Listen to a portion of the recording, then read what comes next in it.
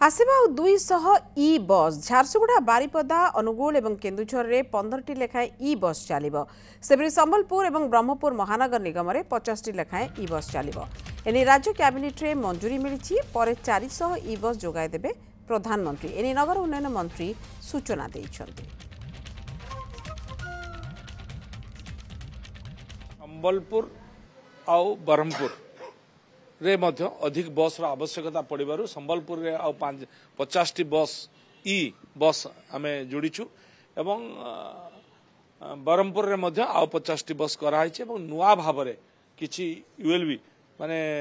Municipality रे मध्य बस चलेबार व्यवस्था कराई यथा जेमती आपनकर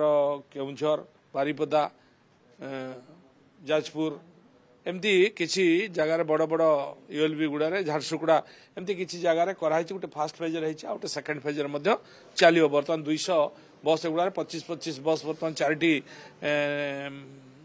म्युनिसिपालिटी म्युनिसिपालिटी 25-25 करी 100 बस एवं 2टी कॉर्पोरेशन रे 100 बस टोटाल ई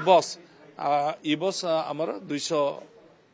खूब जल्दी पहुंच चलो आपर यशस्वी प्रधानमंत्री आमको 400 ई बस देबे जहाँकि पुणी विभिन्न कॉर्पोरेशन विभिन्न बड़ बड़ म्युनिसिपालिटी चलबार व्यवस्था करा होछि।